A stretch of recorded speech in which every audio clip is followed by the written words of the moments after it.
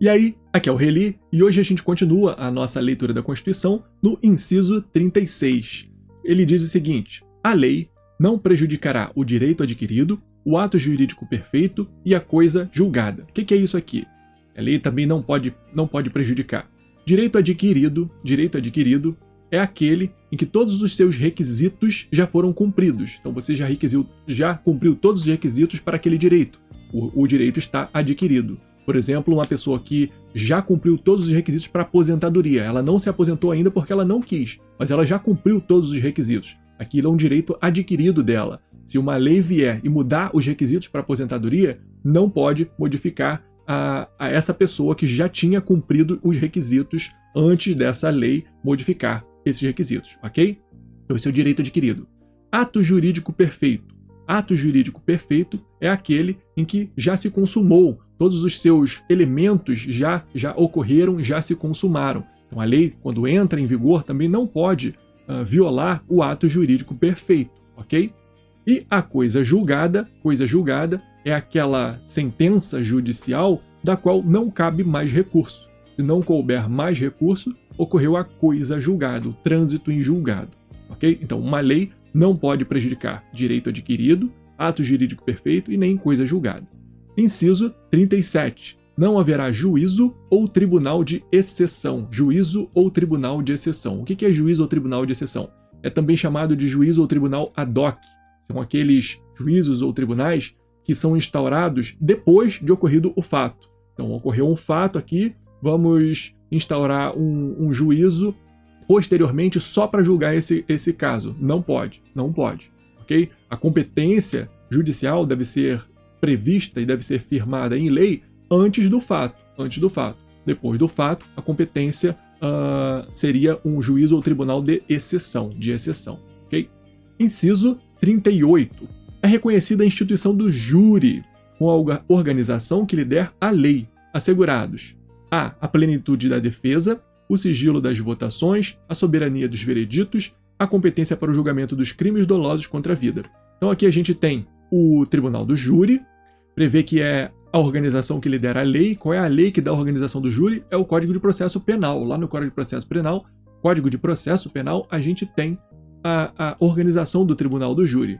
Assegurados o quê? Aqui a gente tem os chamados princípios do Tribunal do Júri. Princípios do Tribunal do Júri, que é importante que a gente saiba também que são 4 e que são esses aqui. Plenitude de defesa, tem que ter defesa, possibilidade de defesa plena no júri. Sigilo das votações, então os jurados, quando votam lá no Tribunal do Júri, você não sabe quem votou em cada coisa. Eles entram na sala secreta e eles votam. E interessante que quando ocorre o sorteio dos votos, se já deu o quórum necessário para a condenação ou para a absolvição, para a votação ali, e não abrem os outros votos, para reforçar ainda mais o sigilo das votações, para nunca saber quem votou pela condenação, quem votou pela absolvição. Se ao tirar os votos da urna, já deu o quórum necessário, os outros votos são eliminados, ok? Então, sigilo das votações. Soberania dos vereditos, ou seja, se o Tribunal do Júri, se os cidadãos lá do júri decidiram que a pessoa é culpada e está tudo de acordo, não teve nenhuma violação, não teve nada, nenhuma nulidade do processo, o tribunal que vai julgar algum recurso daquela decisão do júri não pode alterar, dizer, eu acho que de acordo com as provas ele é inocente, não é culpado, não.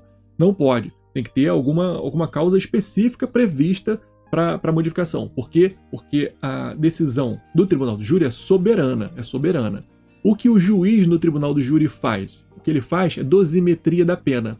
O júri vai dizer se o réu cometeu aquele crime, se ele é culpado, vai dizer ali quais foram as circunstâncias de cometimento daquele crime. O juiz só vai calcular, de acordo com o que o júri decidiu, qual será a pena do réu.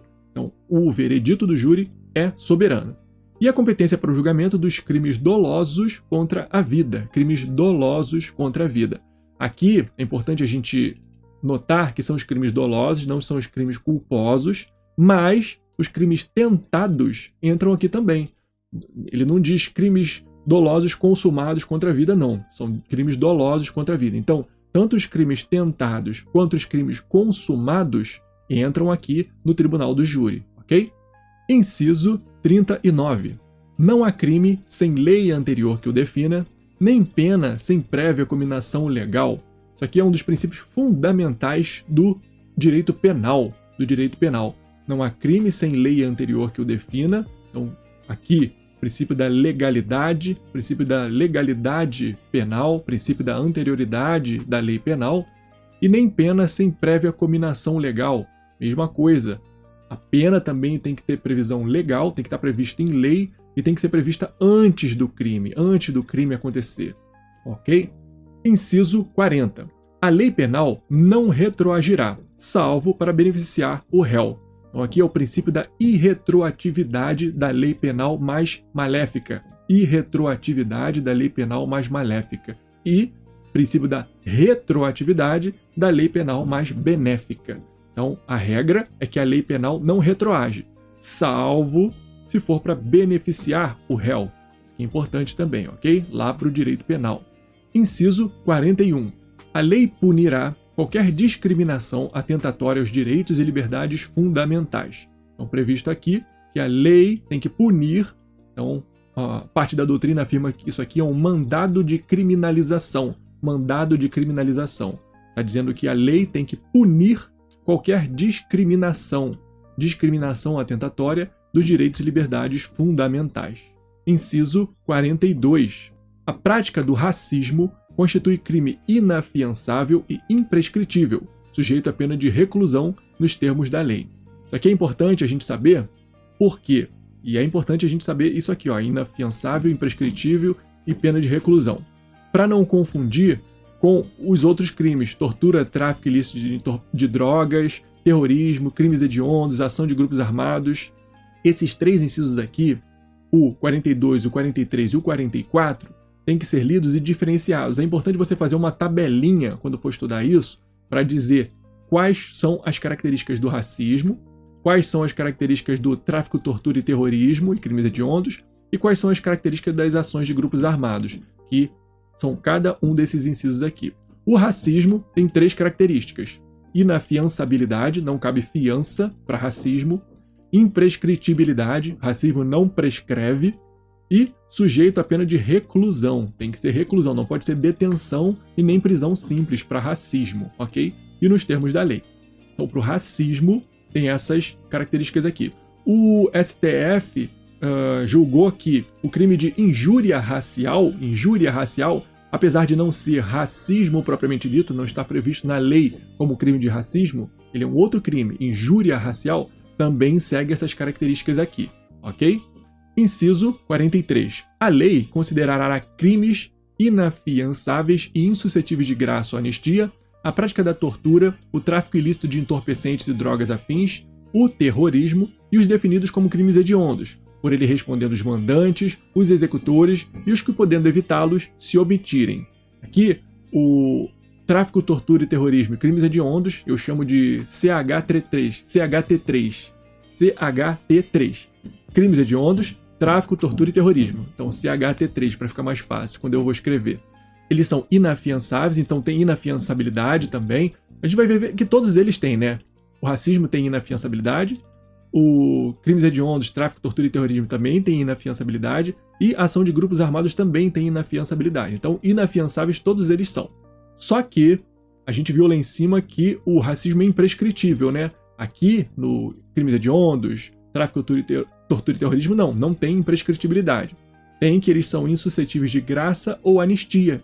Então não pode ter graça nem anistia para crimes hediondos, para tráfico, tortura e terrorismo. E constitui crime inafiançável, diz o inciso 44.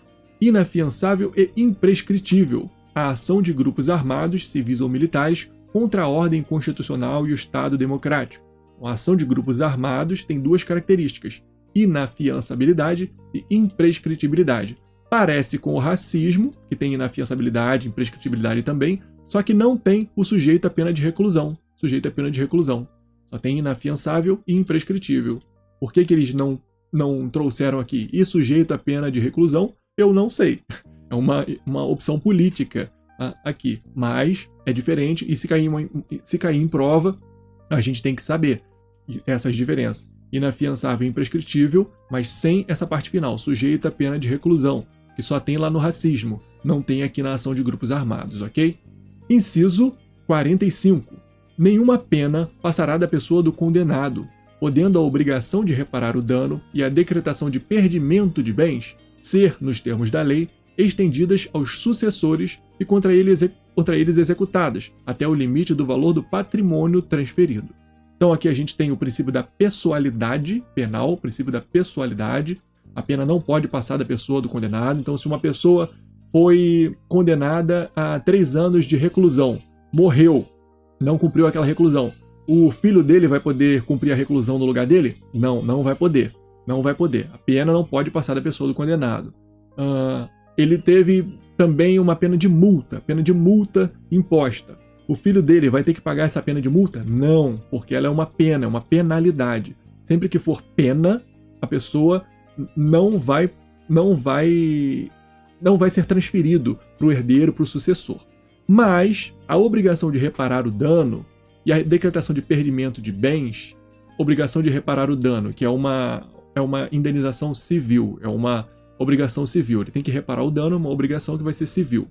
E a decretação de perdimento de bens, por exemplo, se ele roubou a moto e foi condenado e faleceu. E uma das sanções é a decretação do perdimento de bens. Ele não vai poder ficar com aquela moto que ele roubou, né? Então, o perdimento de bens vai ser transferido, sim, ao herdeiro. A obrigação de reparar o dano e decretação de perdimento de bens. Ser nos termos da lei estendidas aos sucessores e contra eles executadas. Então, quando a pessoa morre e deixa herdeiros e sucessores, o filho, o herdeiro, o sucessor, vai responder sim por reparar o dano ou por decretação de perdimento de bens até o limite do valor do patrimônio transferido. Se a pessoa, por exemplo, a pessoa que foi condenada, tem um dano para reparar no valor de 100 mil reais, só que só deixou de herança 80 mil reais, então a reparação do dano vai ser só de 80 mil reais, não vai passar esse valor que ela deixou de herança, deixou aos seus sucessores, ok? Inciso 46. A lei regulará a individualização da pena e adotará, entre outras, as seguintes. Isso aqui é importante. É o princípio da individualização da pena, muito importante mesmo para o processo penal. É um dos princípios mais fundamentais do processo penal, o princípio da individualização da pena.